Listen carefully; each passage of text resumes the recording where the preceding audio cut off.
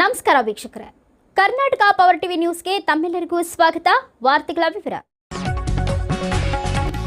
ತ್ಯಾಗ ಬಲಿದಾನದಿಂದಲೇ ದೇಶಕ್ಕೆ ಸ್ವಾತಂತ್ರ್ಯ ಸಿಕ್ಕಿದೆ. ಸಂಸದ ತುಕಾರ, ನಾನು ತ್ಯಾಗ ಮಾಡಿ ಸಂಸದ ಆಗಿದ್ದೇನೆ. ಮಿನಿಸ್ಟರ್ ಪೋಸ್ಟ್ಗೆ ಸಂಸದ ಲಾಭ.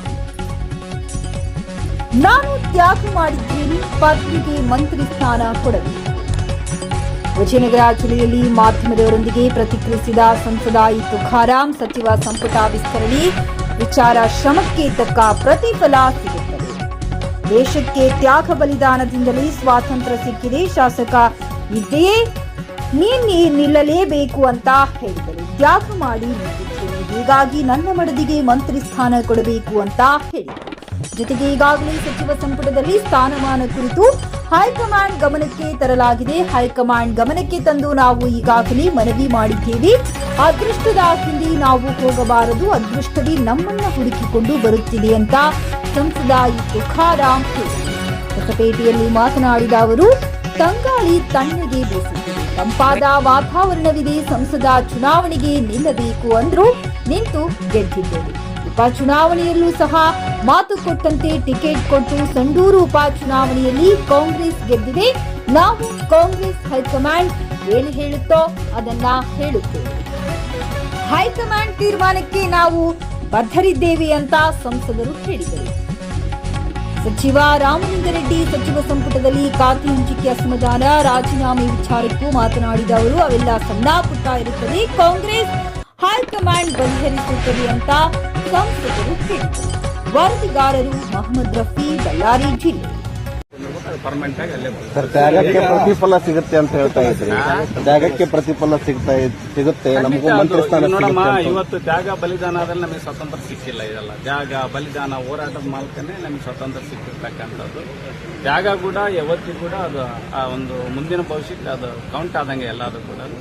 ಇವತ್ತು ಹೈಕಮಾಂಡ್ ಏನಂಗೆ ಇವತ್ತು ಸಾಹೇಬ್ರೆಲ್ಲ ನಡ್ಕೊಂಡು ಸಿದ್ದರಾಮಯ್ಯ ಸಾಹೇಬ್ರು ಈಗ ಹೆಂಗೆ ಮಾಡಿದ್ದಾರೆ ಹಂಗೆ ನಮಗೆ ಕೂಡ ಹೈಕಮಾಂಡ್ ಹೇಳಿದ್ರು, ತುಕಾರಾಂ ನೀನು ಬಳ್ಳಾರಿ ಜಿಲ್ಲೆಯಿಂದ ಒಬ್ಬ ಕಾಂಗ್ರೆಸ್ ಸಂಸದರು ಯಾರೂ ಪಾರ್ಲಿಮೆಂಟಿಗೆ ಹೋಗಿಲ್ಲ, ನೀನು ನಿಂದಿರಲೇಬೇಕು ಅಂತ ಹೇಳಿದಾಗ ಜನರ ಆಶೀರ್ವಾದ, ಹಿರಿಯರ ಆಶೀರ್ವಾದದಿಂದ ನಿಂತ್ಕೊಂಡೆ ಇವತ್ತು ಎಲ್ಲರೂ ಜನ ಆಶೀರ್ವಾದ ಮಾಡಿದ. ಅದಕ್ಕೆ ಪೂರಕವಾಗಿ 2 ವರ್ಷದಲ್ಲಿ ಇವತ್ತು ಅನೇಕ ಕಾರ್ಯಕ್ರಮಗಳು ಕೂಡ ಜನ ಒಪ್ಪುವಂಥ ರೀತಿಯಲ್ಲಿ ಇವತ್ತೆಲ್ಲ ಮಾಡ್ತಾ ಇದ್ದೀನಿ. ಮುಂದೆ ಕೂಡ ಒಂದು ಬಹಳಷ್ಟು ಒಳ್ಳೆ ಕೆಲಸಗಳು ಕೂಡ ಇಟ್ಕೊಂಡಿದ್ದೀನಿ. ನೀವು ಹೇಳ್ದಂಗೆ ಯಾವತ್ತು ತ್ಯಾಗ ಕೂಡ ನಮ್ಮ ಭವಿಷ್ಯಕ್ಕೆ ಒಂದು ಕೌಂಟ್ ಆದಂಗೆ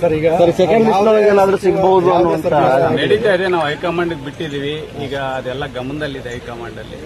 ಅದು ಖಂಡಿತವಾಗ್ಲೂ ಮುಂದಿನ ದಿನದಲ್ಲಿ ಇವತ್ತು ಪಕ್ಷ ನಿಷ್ಠೆ ಜೊತೆಗೆ ಇವತ್ತು ಕ್ಲೀನ್ ಇಮೇಜು ಚೆನ್ನಾಗಿ ಇವತ್ತು ಇರ್ತಕ್ಕಂಥದ್ದು ಎಲ್ಲ ಗಮನದಲ್ಲಿ ಸರ್ವೆ ಇಟ್ಕೊಂಡು ಕೂಡ ಎಲ್ಲದು ಮಾಡ್ತಾ ಇದ್ದಾರೆ.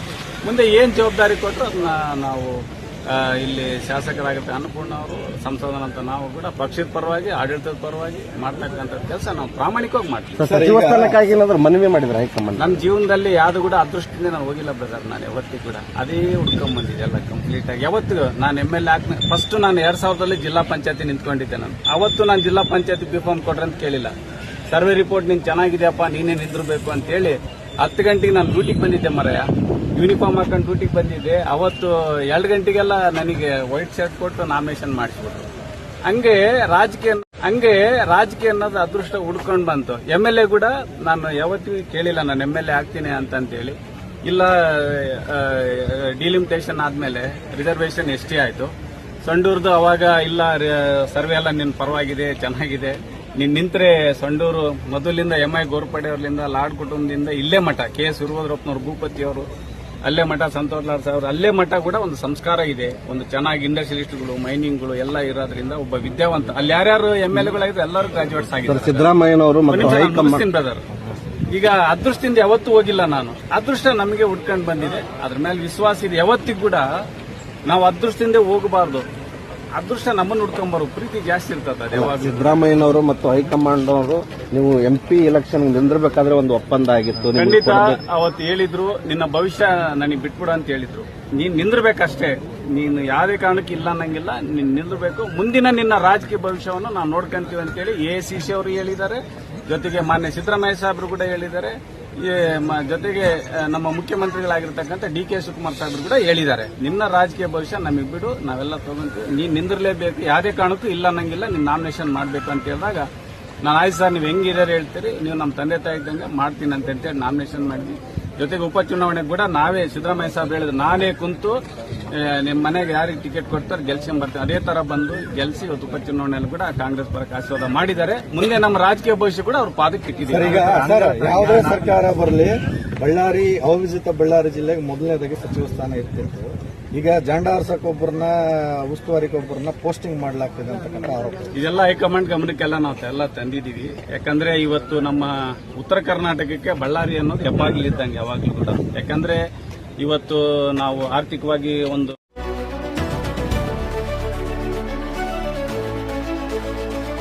ನೈಜ ಸುದ್ದಿಗಾಗಿ ನಿರಂತರವಾಗಿ ನೋಡ್ತಾ ಇರಿ ಕರ್ನಾಟಕ ಪವರ್ ಟಿವಿ ನ್ಯೂಸ್.